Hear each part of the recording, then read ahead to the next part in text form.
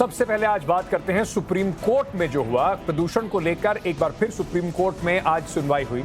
Supreme court ने आज एक बार फिर से राज्य सरकार, कई सारी राज्य सरकार, दिल्ली हो चाहे हरियाणा चाहे पंजाब, और केंद्र सरकार की जमकर फटकार लगाई और सुनवाई 24 नवंबर तक के लिए टल जरूर गई है।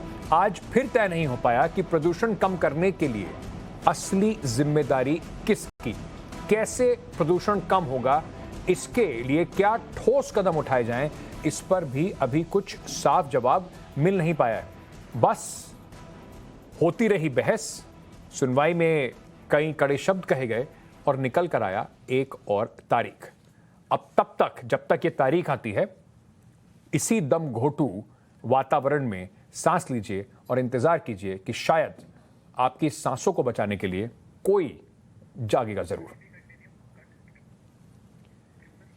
तो आज जिस तरीके से आपने देखा, सुप्रीम कोर्ट ने दिल्ली सरकार को जमकर फटकार लगाई। कोर्ट ने कहा कि सरकार ने पराली के गलत आंकड़े को पेश किया, लेकिन केंद्र सरकार के हलफनामे पर सवाल भी उठाया। कोर्ट ने कहा कि पटाखों के बैन पर दिल्ली सरकार को घेरा भी गया। दिल्ली सरकार पूसा डिकम्पोजर को लेकर भी दलीलें जो दी गई थी उस पर भी बात हुई, लेकिन कोई ठोस जवाब मिला नहीं। इसमें आगे गाड़ियों से होने वाले प्रदूषण के ऊपर भी सवाल उठाए गए। दिल्ली सरकार ने भी इस पर अपनी कई सारी दलीलें दी। हरियाणा सरकार पर भी सुप्रीम कोर्ट ने थोड़ा शिकंजा कसा और उसी के तहत सुप्रीम कोर्ट ने आगे जाके जो केंद्र सरकार है उससे भी कुछ सवाल पूछे। उन्होंने ये भी पूछा कि वैज्ञानिकों के अनुसार 21 नवंबर के बाद प्रदूषण की स्थिति बेहतर होगी। इस पर कोर्ट ने फटकार लगाते हुए केंद्र सरकार को कहा कि क्या अदालत कठोर उपाय को लागू करने से पहले 21 नवंबर का इंतजार करे। पर कोर्ट में जो दलीलें दी गई, सफाइयां दी गई, उसके बाद भी राजनीति जो है बदस्तूर जारी है। उस पर आपको एक रिपोर्ट दिखाते हैं।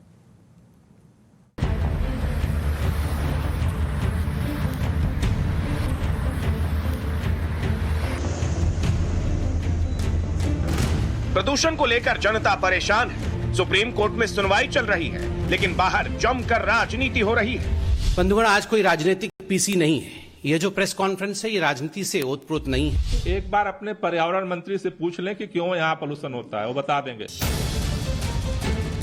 नेता शुरू तो इस वक्तव्य से करते हैं कि ये राजनीति का मुद्दा नहीं है, लेकिन घूम फिर कर अगर कुछ करते हैं तो राजनीति।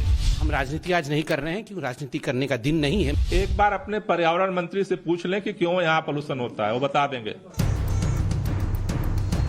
सुप्रीम कोर्ट ने आज प्रदूषण के मामले पर दिल्ली सरकार और हरियाणा सरकार के साथ साथ केंद्र सरकार को भी फटकार लगाई। प्रदूषण को लेकर जिस तरह से सरकारें टोपी ट्रांसफर कर रही हैं, उस पर सुप्रीम कोर्ट ने नाराजगी जताई है। लेकिन कोर्ट की सुनवाई खत्म होते ही बाहर आरोप प्रत्यारोप का दौर शुरू हो गया। बीजेपी की तरफ से संबित पात्रा प्रदूषण के मामले पर प्रेस कॉन्फ्रेंस करने पहुंचे। संबित पात्रा ने कागज निकाला और दिल्ली सरकार के प्रदूषण को लेकर खर्च का ब्यौरा दे दिया, लेकिन तंज कसते जो आपने किया है इस पर दिल्ली के पर्यावरण मंत्री गोपाल राय ने जवाब देने में देरी नहीं की। और फिर गुड़ खरीदा, बेसन खरीदा, ये सब कुछ मिलाकर 22 लाख से अधिक रुपया का जो है 23,60,000 रुपए का खर्चा अरविंद केजरीवाल जी ने किया। 40,000 रुपए का कैप्सूल को ट्रैक्टर के ऊपर रखा, गुड़ बेसन सब करके, फिर टेंट में गए। 10 लाख रुपए का टेंट था, उसको छिड़काव किया। बहुत धन्यवाद। तो कुल मिलाकर के ये हुआ है 40,000 रुपए। हमने ग्राउंड पर जाकर के छिड़काव किया। उसका जो रिपोर्ट आई वो हमने एयर क्वालिटी मैनेजमेंट कमीशन को सौंपी पेटिशन। उन्होंने कहा, जो आप कह रहे हो, उन्होंने कहा इसलिए थर्ड पार्टी ऑडिट कराओ।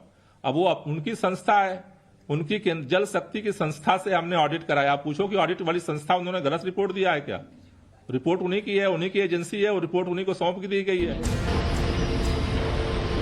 संबित पात्रा ने प्रदूषण को रोकने के खर्च के साथ साथ दिल्ली सरकार के ऐड के खर्च पर भी सवाल किया। तो गोपाल राय ने संबित पात्रा के सवाल का जवाब तो नहीं दिया, लेकिन उल्टा एक और सवाल दाग दिया। 15 करोड़ 80 लाख 36,828 रुपए खर्च किया गया एडवर्टाइजमेंट करने के लिए। और किसको? कितने अच्छे हैं अरविंद केजरीवाल जी। केवल दिल्ली में नहीं, पूरे भारतवर्ष के किसानों को उन्होंने 40,000 रुपए के कैप्सूल को लेकर पूरे भारतवर्ष में एडवर्टाइजमेंट किया। पूरे दिल्ली के अंदर योगी जी की होर्डिंग लगी हुई है। संबित पात्रा जी को कभी दिखा? उत्तर प्रदेश के मुख्यमंत्री हैं, होर्डिंग पूरे दिल्ली में पट्टी होती, कभी दिखा उनको? उनकी प्रॉब्लम ये नहीं है, उनकी प्रॉब्लम ये है, वो अलग प्रॉब्लम है कि आम आदमी पार्टी फैल कैसे रही है। जो एग्रीकल्चर जमीन में बीजेपी और आम आदमी पार्टी के बीच खर्च के ब्यौरे पर भीषण संग्राम चल रहा था, लेकिन इस बीच कोई भी ये बात करता नहीं दिखा कि प्रदूषण की वजह से जनता कितनी परेशान है। अपने प्रेस कॉन्फ्रेंस में अपनी बात को गैर राजनीतिक करार देते हुए संबित पात्रा ने एक और तंज कसा, तो गोपाल राय ने इसका भी जवाब दिया। मगर सबसे ज्यादा खराब क्वालिटी हवा की कहीं है तो वो दिल्ली की है। दिल्ली की हवा की क्वालिटी सबसे खराब है, पंजाब की इतनी खराब नहीं है। जो रेस्पॉन्सिबल है उसकी हवा की क्वालिटी इतनी खराब नहीं है, मगर दिल्ली की हवा की क्वालिटी खराब है। तो कहीं ना कहीं दिल्ली की हवा में प्रदूषण के अलावा राजनीति भी तो है। एक बार अपने पर्यावरण मंत्री से पूछ लें कि क्यों यहां पोल्यूशन होता है, वो बता देंगे। ये मैं बार बार यही बात करता हूं कि एक शब्द है एयर शेड, और बीजेपी के लोगों को नहीं पता है तो पर्यावरण मंत्री जी को एक मीटिंग बुला करके उनको समझाना चाहिए कि एयर शेड क्या होता है। पंजाब में अगर वो कोई गतिविधि होती है उसका इंपैक्ट यहां तक आता है। दिल्ली की जो भौगोलिक बनावट है, यहां जो भी चीजें आती हैं वो आकर के कटोरे जैसे चीजें आके जम जाती हैं, यहां पर आकर के स्टेगनेंट हो जाती हैं, ठहर जाती हैं, जिसका इंपैक्ट दिखता है। संबित पात्रा प्रदूषण के मुद्दे पर वार किए जा रहे थे और गोपाल राय पलटवार, लेकिन इस राजनीतिक महाभारत के बीच जनता की बात किसी ने नहीं की। गैर राजनीतिक मुद्दा बताकर चर्चा लंबी चली, लेकिन लोगों के बारे में किसी ने बात करने की जहमत तक नहीं उठाई। अब जनता यही सवाल कर रही है कि प्रदूषण से निजात दिलाने की जिम्मेदारी कौन उठाएगा, सुप्रीम कोर्ट, केंद्र सरकार या राज्य सरकार। ब्यूरो रिपोर्ट, टाइम्स नाउ, नव भारत।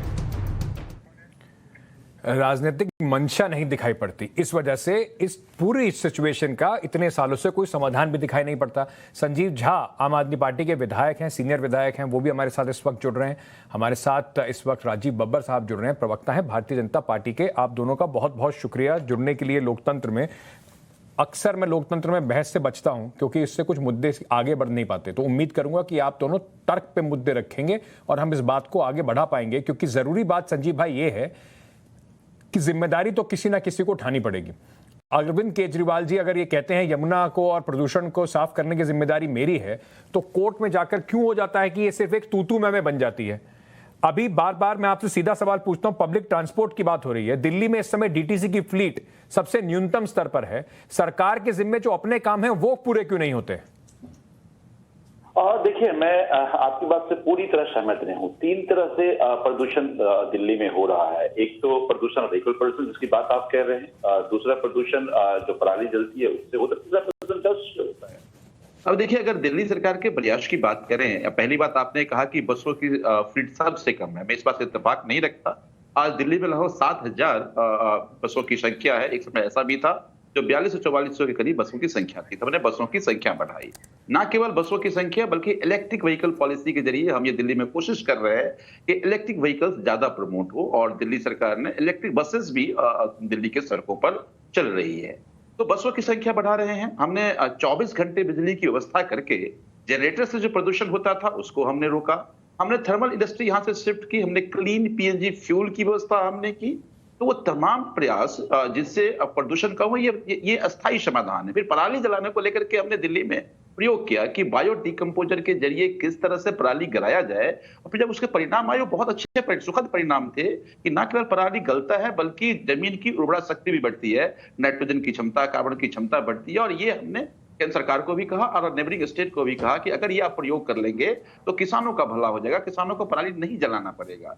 लेकिन ये सेंसिटिविटी नेबरिंग स्टेट का नहीं दिखी, ना केंद्र सरकार की दी। हाँ। अब दूसरी बात कि दो तरह के मेजर्स हैं। एक तो आपको परमानेंट मेजर्स लेने पड़ेंगे, दूसरा इमरजेंसी मेजर्स आपको लेना पड़ेगा। अभी हमने ग्रीन ऐप के जरिए जहां जहां से हमें शिकायतें आती हैं वो तमाम जगह को हम रीएड्रेस कर रहे हैं। हमने हॉट स्पॉट आइडेंटिफाई किया, उसको लगातार मॉनिटरिंग की जा रही है। मैकेनिकल स्वीपर के जरिए जस्ट हटा रहे हैं, स्मोक गन के जरिए जगह जगह स्मोक गन लगा रहे हैं। तो ये सारे जो मेजर्स हैं, ये सारे मेजर्स इमरजेंसी के टाइम में होता है जो ले रहे हैं। आप देखे होंगे सर, ये इमरजेंसी के टाइम में आप मेजर्स की बात करते हैं, पर ये तब होते हैं जब पोल्यूशन बिल्कुल सर पे आके खड़ा हो जाता है। ये कोई कोई नई बात तो है नहीं, हर साल होता है। मैं इसीलिए राजीव बब्बर जी आपसे पूछना चाहता हूं, जिम्मेदारी तो भारतीय जनता पार्टी शासित केंद्र और जो भारतीय जनता पार्टी शासित राज्य है हरियाणा, उसकी भी कुछ ना कुछ तो होगी, या हम इसी तरह से बॉल खेलते रहेंगे? सुप्रीम कोर्ट ने भी आज ये बात कही कि आप एक इनर्शिया में जी रहे हैं, बाबू इंतजार कर रहे हैं, कोई किसी का ऑर्डर नहीं लेना, कोई किसी का कुछ काम नहीं करना चाहता, इंतजार कर रहे हैं कि सुप्रीम कोर्ट कुछ कहे तब इस पे बात आगे बढ़े। सबसे पहले तो मेरे जो भाई ने कहा, मैं उस बात पे आपको एक बड़ी स्पष्ट बात करता हूं, मैं इस पे राजनीति नहीं करना चाहता। तो कंक्रीट काम केंद्र सरकार ने किया जिसको कोई डिनाई नहीं करता। ईस्टर्न पेरिफेरी, वेस्टर्न पेरिफेरी में जो पैसा लगा, 60,000 ट्रक जो आज बाहर जा रहे हैं, और इन्होंने भी बोला कि व्हीकल का पॉल्यूशन होता है, बड़ा कंट्रीब्यूशन, साइजेबल काम हुआ, एग्जीक्यूट हुआ, और एग्जीक्यूट होकर ट्रकों ने बाहर जाना शुरू कर दिया, कोई डिनाई नहीं कर सकता। BS6 की बात हमने जो वाइटल्स की गडकरी साहब ने बहुत एग्रेसिवली उसको इम्प्लीमेंट किया, बहुत सारी कंपनी से प्रोटेस्ट के बाद भी आज उसकी इम्प्लीमेंटेशन करके उसको आगे बढ़ा दिया। वो एक काम, बड़ा काम जो है वो किया, ये केंद्र सरकार का कंट्रीब्यूशन है। अब देखिए, सबसे बड़ी दुख की बात यह है कि ये लोग अगर कुछ काम करते तो ये बताने के लिए इनके पास साइजेबल, आज भी मेरा जो सम्मानित विधायक है वो ये कह रहा है कि हम प्रयास कर रहे हैं जी, हम इसको कर रहे हैं, बताने के लिए कुछ नहीं है। और जिस बायोडिकम्पोजर मॉडल की जो आज जो बात हो रही है, देखिए कितना बड़ा धोखा है ना। 40,000 रुपए का तो आप वो केमिकल खरीदते हैं पूसा के वैज्ञानिकों से। आपने क्या किया? कुछ नहीं, आपने खरीदा, खरीदने के बाद 23 लाख डिस्ट्रीब्यूशन में 15 करोड़ अपने मुख्यमंत्री का चेहरा दिखाने के लिए। अरे यार, वो 15 करोड़ अगर आपने इसी में लगा दिया होता तो आज रिजल्ट कुछ और होता। तो प्रश्न यहाँ पर ये है, जो प्रश्न आज हमने उठाया है कि 4,000 गुना पब्लिसिटी मत। बब्बर साहब, एक छोटा सा सवाल आपसे पूछना चाहता हूं, क्योंकि आज संबित पात्रा जी ने भी और आपने भी अपनी बात शुरू करी, राजनीति नहीं करना चाहता। एक आंकड़ा अपने जनता के लिए सामने रख रहा हूं मैं। केंद्र सरकार ने कुल मिला के 2,245 करोड़ का एक फंड है पोल्यूशन को लेकर जो उन्होंने इस्तेमाल किया, राज्यों को जो उन्होंने आवंटन करा है। पंजाब दिख रहा है, हरियाणा दिख रहा है, उत्तर प्रदेश दिख रहा है, दिल्ली को आपने सिर्फ 4.52 करोड़ रुपए इस फंड से आवंटन करा है। सबसे ज्यादा आपने पंजाब को दिया है। क्यों ना मान लें, क्योंकि यहां पर आम आदमी पार्टी की सरकार है और राजनीति से प्रेरित होकर आपने दिल्ली के अंदर सरकार को इतना फंड अपनी तरफ से मुहैया नहीं कराया? पहली बात, यमुना कीन के लिए 2217 करोड़ रुपया इनको दिया दिल्ली सरकार को। एयर पोल्यूशन की बात कर रहा हूं सर, मैं एयर पोल्यूशन की बात कर रहा हूं साहब। दिल्ली के अंदर आपके इन्हीं के आंकड़े बताते हैं कि ये खुद ही बताते हैं कि 30,000 हेक्टर एरिया है सिर्फ क्या कहते हैं फसल उगाने के लिए। और पंजाब में कितना है और हरियाणा में कितना है? तो फंड किसको देना है? अगर कंट्रोल कर रहा है तो किसको देना है? तो इसलिए ये सब बातें जो है गुमराह। पंजाब सरकार कहती है हम पैसा मांग रहे हैं, केंद्र सरकार हमें पैसा नहीं दे रही, समझ में नहीं आता। और यही बात संजीव झा जी आज सुप्रीम कोर्ट ने भी उठाई। उन्होंने कहा कि आप लोगों में ना तो कोई तालमेल है, और दिल्ली सरकार ने जब अपने बार जब ये आंकड़े पेश करे गए, या तो दिल्ली सरकार डिबेट में आके बैठ के कहती है पराली सबसे बड़ा धुआं का कारण है, और जब सुप्रीम कोर्ट में आप जाते हैं कहते हैं हम किसानों को नहीं हम ब्लेम कर रहे। तो आपके ऊपर भी पंजाब की वोट बैंक राजनीति हावी है, तभी आप तय नहीं कर पा रहे कि आप किस बात को ब्लेम करना चाहते हैं और उसका सोल्यूशन क्या होगा।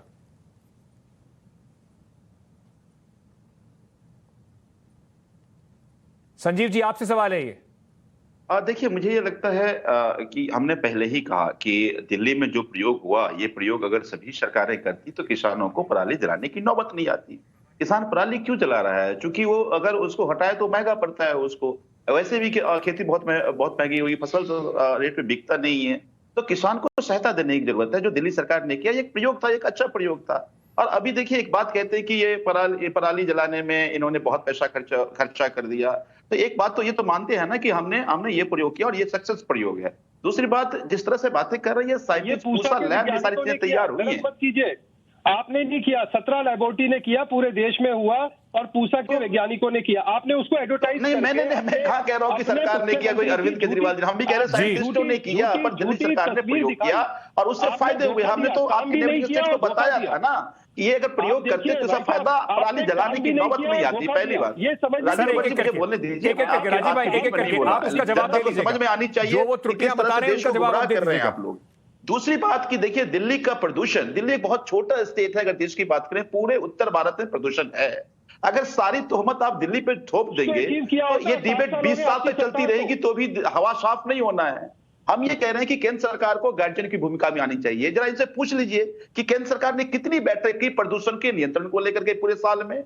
और केंद्र सरकार अगर ये पहल नहीं करेगी तो फिर नेबरिंग स्टेट को ऐसे हमने अपने तो प्रयास आपको बताए, लेकिन क्या बता सकते हैं कि उत्तर प्रदेश ने क्या प्रयास किया, हरियाणा ने क्या प्रयास किया, राजस्थान ने क्या प्रयास किया? अगर ये सारे मिलकर प्रयास नहीं करेंगे तो पूरे उत्तर भारत में प्रदूषण का लेवल ऐसा ही रहेगा। तो ये तू में करने का सवाल नहीं है। मैं ये कह रहा हूं कि केंद्र सरकार गार्जियन की भूमिका में आए, सभी राज्यों को अपने अपने टास्क दे। अगर मैं उस टास्क को पूरा ना करूं तो आप कहेंगे दिल्ली सरकार प्रयास नहीं कर रही है, लेकिन आप सारी तोहमत दिल्ली पे ठोक करके प्रदूषण को कंट्रोल नहीं कर सकते। आप राजनीतिक बहस तो जीत जाए शायद, आप उन पे प्रोपेगेंडा तो शायद कर ले, लेकिन आज दिल्ली की जनता जो सांस संजीव जी वो हम सब आपकी सरकार के भी कुछ आंकड़े बता रहा हूं सर। जो प्रदूषण का सेस लगाते हैं आप, उस सेस का जो आपने पूरा इकट्ठा करा है पैसा, उस पैसे का 10% भी आपने प्रदूषण के ऊपर खर्च नहीं करा है। क्यों ऐसा है कि 3 सालों में आप उसका कुछ पैसा खर्च नहीं कर पाए? फिर काहे जनता से प्रदूषण सेस लेते हैं? देखिए, दिल्ली में आपको जानकारी होगी कि हमने इलेक्ट्रिक व्हीकल्स को प्रमोट किया, हमने उसमें सब्सिडी दे रहे हैं। जितने भी ई रिक्शा जो ले रहे हैं उनको हम प्रमोट कर रहे हैं। हमारी कोशिश ये है कि ज्यादा आपका ये आंकड़ा है, ये मेरा आंकड़ा नहीं है। बाबर जी एक मिनट, ये आंकड़ा मेरा नहीं है। मैं तो आपसे सीधे आंकड़ों में पूछ रहा हूँ। दिल्ली सरकार का आंकड़ा खुद का कहता है कि दिल्ली सरकार ने जो प्रदूषण सेस चार्ज किया उसमें से खर्चा कुछ भी नहीं हुआ। 93 लाख रुपए आपने उसमें से खर्च किया है। मैं आपकी सवाल में समझ नहीं पाया। मैं कह रहा हूं दिल्ली सरकार जो प्रदूषण पे सेस लगाती है उस सेस का कुछ भी हिस्सा आप खर्च नहीं कर रहे हैं, ये आपके आंकड़े हैं। नहीं, मैं देखिए, मैं इस बात से सहमत नहीं हूं। मैंने आपको पहले ही बताया कि हमने जितने भी, चाहे सीएनजी व्हीकल्स हो चाहे इलेक्ट्रिक व्हीकल्स हो, जो ले रहे हैं उनको हम सब्सिडी दे रहे हैं, उसकी सेस से सब्सिडियां आ रही हैं। तो मेरा ये कहना है कि हमारी पूरी कोशिश ये है कि किसी तरह से ये डीजल पेट्रोल व्हीकल्स सड़कों पर कम आए और ज्यादा से ज्यादा इलेक्ट्रिक व्हीकल्स या सीएनजी व्हीकल्स सड़कों पर आए, ताकि ये व्हीकल जो पॉल्यूशन है उसको कंट्रोल किया जा सके। 7 साल से सर हम यही सुन रहे हैं कि हम इस बार कर देंगे, हम अगली बार कर देंगे। राजीव बब्बर जी, ये समस्या ऐसी तो है नहीं कि दिल्ली के लोग ही इस समस्या से पीड़ित होंगे। एनसीआर के और भी लोग पीड़ित हैं। इस पूरे देश के अंदर कई सारे ऐसे शहर हैं जो प्रदूषण की समस्या से गंभीर रूप से ग्रसित हैं। केंद्र सरकार इस पे उदासीन क्यों है? सुप्रीम कोर्ट को भी आप जाके कहते हैं, स्टबल बर्निंग पर आप अलग अलग बयान देते हैं, कम से कम एफिडेविट में कोर्ट भी आप अलग अलग करते हैं, और साथ के साथ सुप्रीम कोर्ट आपको आज इसलिए कह रहा है कि 21 तारीख का इंतजार करें, जब मौसम ठीक हो जाएगा सब कुछ ठीक हो जाएगा।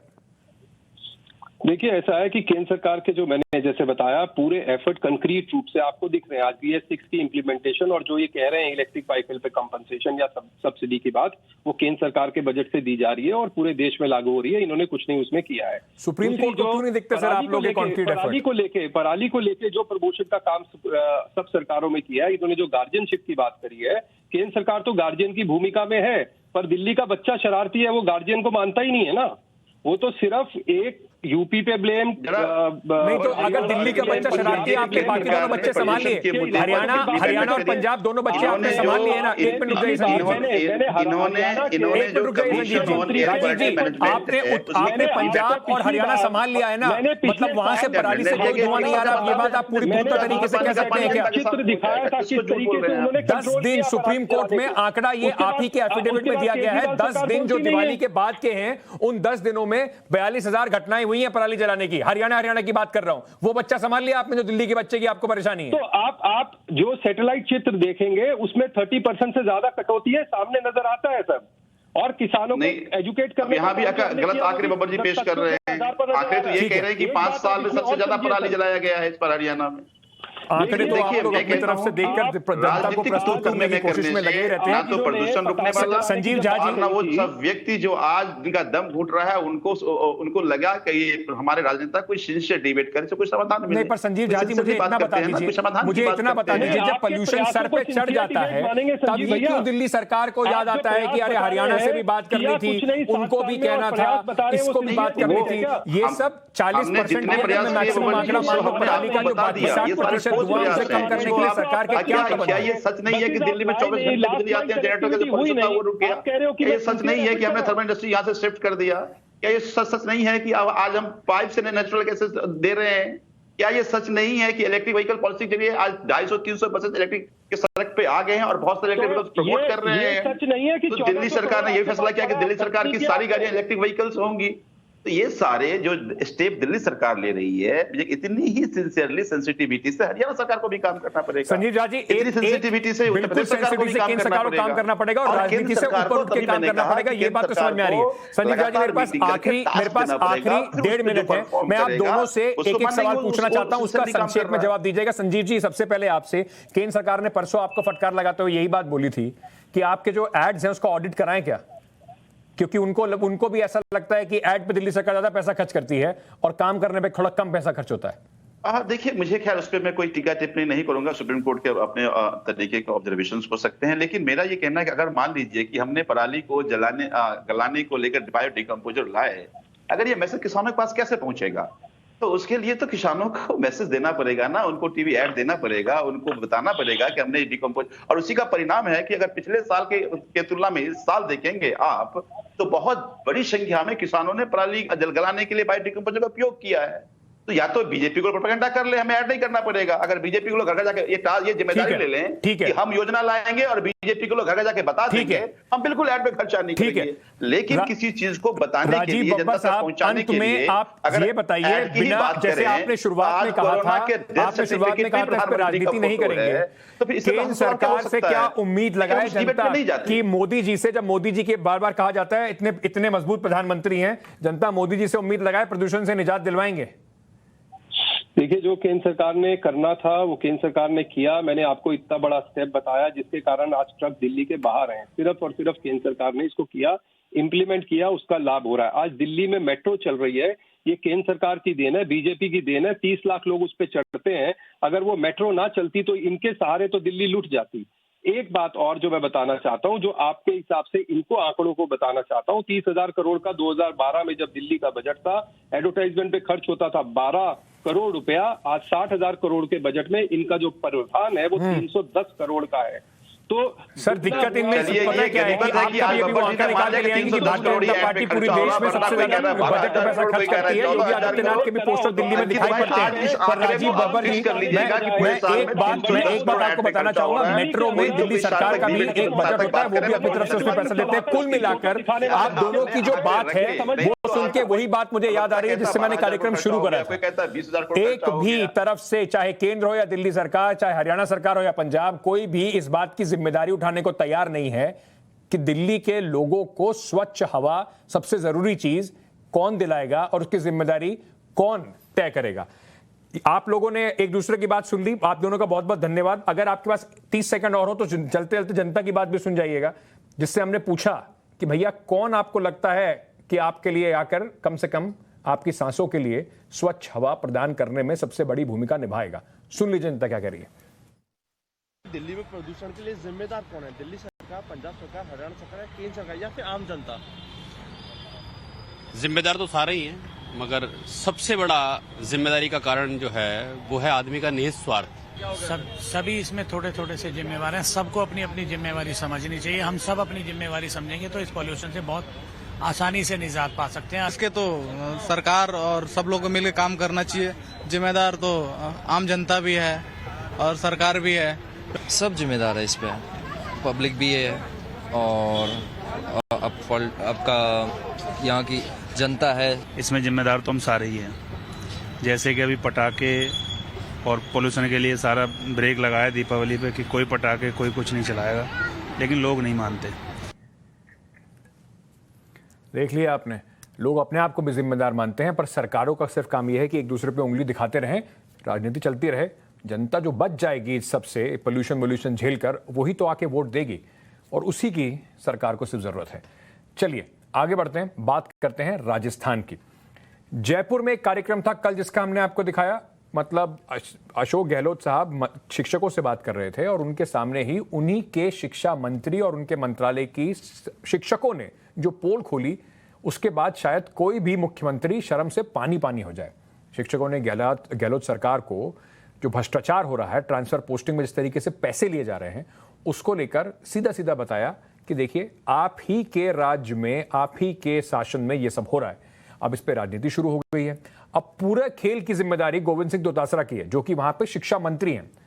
लाजमी सी बात है कि हमने उनसे सवाल पूछा, और जब सवाल पूछा टाइम्स ऑफ भारत ने, तो कैसे मंत्री जी दुम दबा के भागे, पहले आपको वो दिखा देते हैं। हम सुनते हैं कि ये बात तो पैसे गिराने पड़ते हैं, यानी आप बताओ कि सही बात है नहीं, मुझे नहीं मालूम है, पैसे देने पड़ते हैं क्या? सवाल है।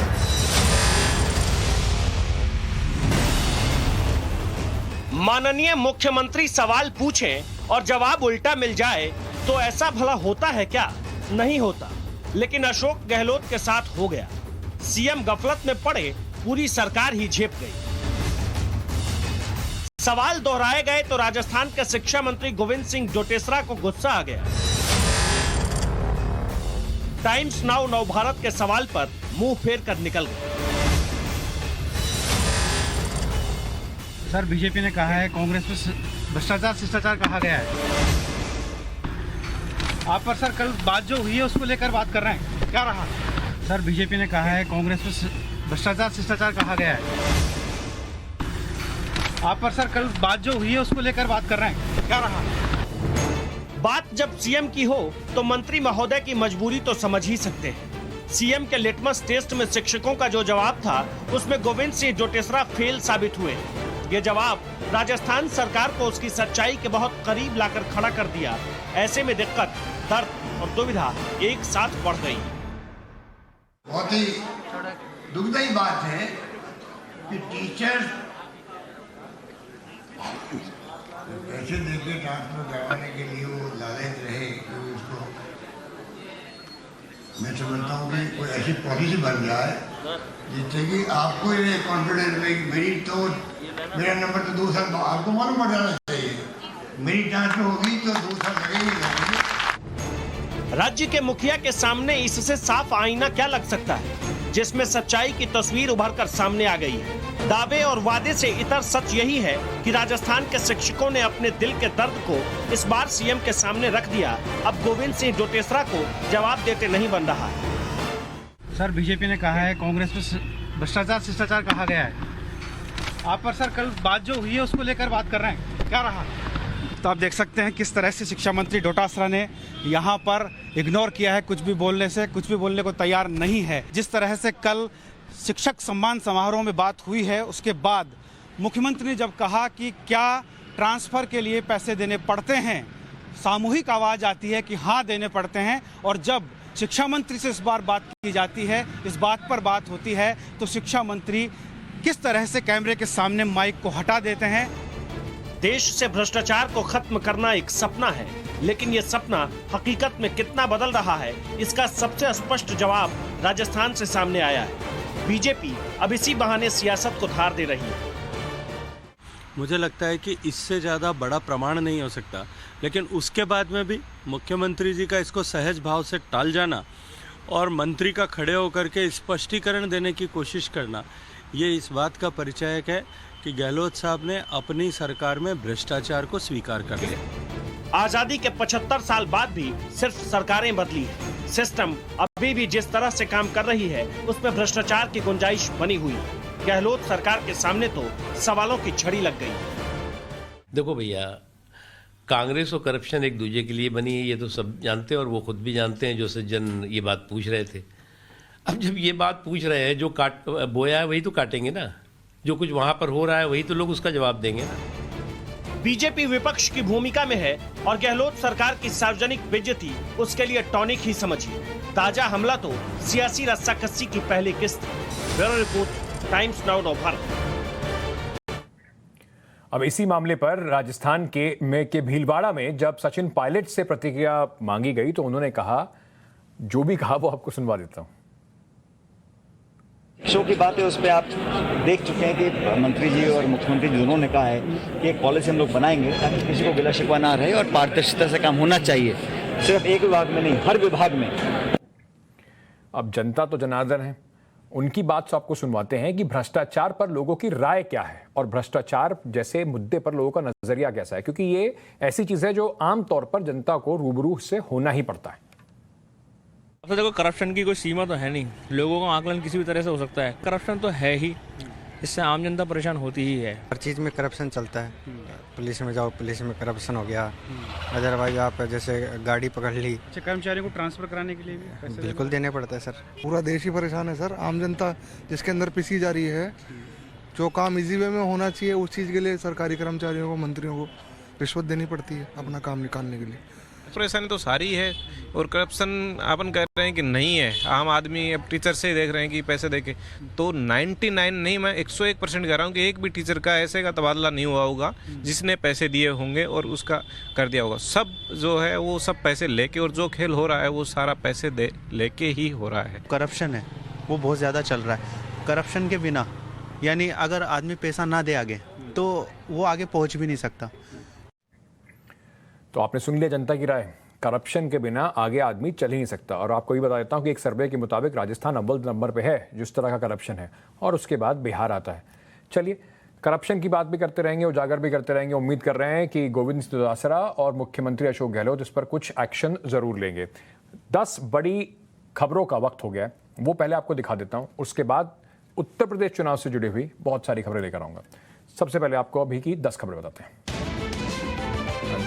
उत्तर प्रदेश से चुनाव से जुड़ी हुई गतिविधियां हो या पंजाब के अंदर चुनावी खलबली या उत्तराखंड के अंदर जिस तरीके से तैयारी चल रही है, अब उस सब को हम आपके लिए कोशिश करेंगे कि हर रोज सारी खबरें जोड़कर आपके लिए शाम 6:30 बजे लोकतंत्र में लेकर आएं, क्योंकि लोगों के लिए इस तंत्र को बनाने के लिए सबसे बड़ा पर्व चुनाव होता है। और उन्हीं खबरों को लेकर अब 6:30 बजे कोशिश करेंगे कि एक एक खबर पर आपको कम से कम जानकारी जरूर दें। तो अब शुरू करते हैं आज उत्तर प्रदेश के चुनाव से जुड़ी हुई बाकी बड़ी खबरों से। उत्तर प्रदेश चुनाव में 2022 में विधानसभा चुनाव होने वाले हैं और अब इसको लेकर जबरदस्त गहमा-गहमी शुरू हो गई है। सारे राजनीतिक दल, पार्टियां पूरे तरीके से तैयारी में जुट गए हैं। सबसे पहले आज बात करते हैं प्रियंका गांधी की, जो आज चित्रकूट पहुंची और जहां उन्होंने नाव की सवारी की, मंदिर में पूजा अर्चना भी की और साथ ही साथ नारी शक्ति पर जोर दिया।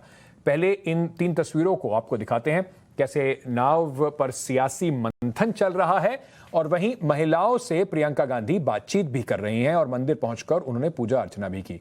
उत्तर प्रदेश के बुंदेलखंड में प्रियंका गांधी के चुनावी दौरे की जो शुरुआत है उसके कई मायने भी हैं, उसको भी आपको बताएंगे। लेकिन सबसे पहले आपको प्रियंका गांधी ने जो वहां पर कहा उसकी कुछ टिप्पणी सुनवाते हैं। द्रौपदी शस्त्र उठा लो, अब गोविंद न आएंगे।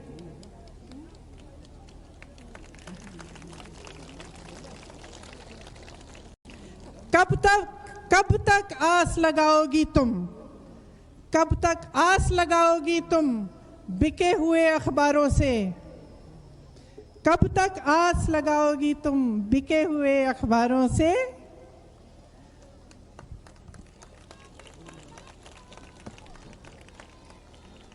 क्या मतलब है इसका? इसका मतलब है कि तुम्हारी लड़ाई लड़ने के लिए कोई नहीं आ रहा है। तुम कब तक आस लगाओगी कि तुम्हारी आवाज कोई और उठाएगा? कैसी रक्षा मांग रही हो, कैसी रक्षा मांग रही हो दुशासन दरबारों से? मतलब कि तुम कैसी रक्षा मांग रही हो उन लोगों से जो तुम्हारी रक्षा करेंगे ही नहीं, जो तुम्हारा अत्याचार कर रहे हैं, जो तुम्हारा शोषण कर रहे हैं।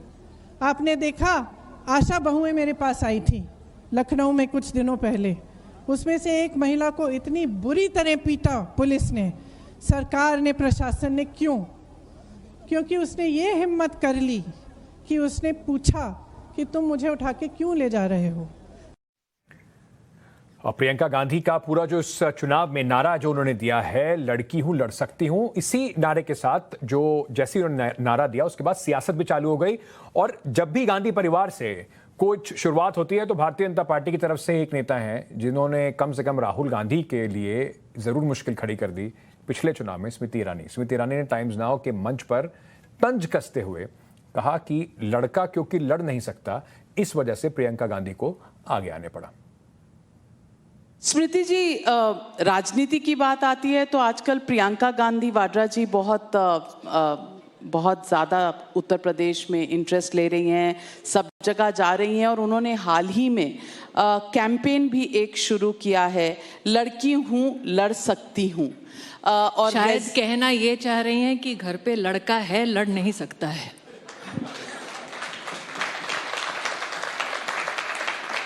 ये पता नहीं, शायद ऑडियंस ना समझी हो, ये लड़का कौन सा है जिसके बारे में ये एक बहुत पुरानी हिंदुस्तान में कहावत है कि ये पब्लिक है, सब जानती है।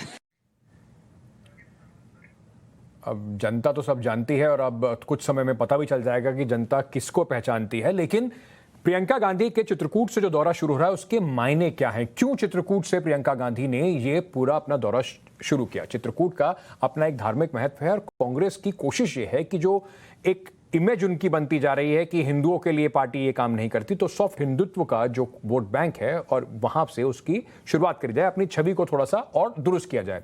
महिला वोट बैंक के लिए ये धार्मिक कार्ड भी खेला जा रहा है। कांग्रेस को बुंदेलखंड से काफी उम्मीदें हैं। बुंदेलखंड का पिछड़ापन कांग्रेस के लिए एक मुद्दा है, क्योंकि गरीबी को लेकर बार बार कांग्रेस पार्टी हमेशा ही नारा देती रही है कि गरीबों के साथ कांग्रेस का हाथ।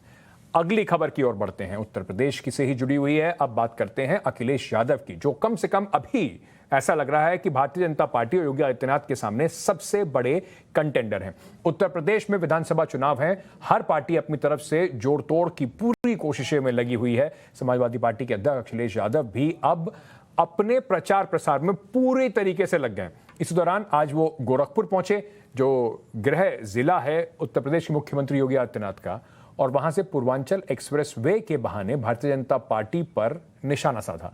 अखिलेश यादव ने कहा कि उत्तर प्रदेश की जनता पूर्वांचल वाले गाजीपुर से लेकर दिल्ली के पास गाजीपुर बॉर्डर तक बीजेपी का सफाया कर देगी। इस गाजीपुर के बॉर्डर से लेकर के दिल्ली गाजीपुर बॉर्डर तक सफर आसान होगा, और जिस समय समाजवादी पूर्वांचल एक्सप्रेसवे को शिलान्यास करने से पहले समाजवादी पार्टी और मैंने ये कहा था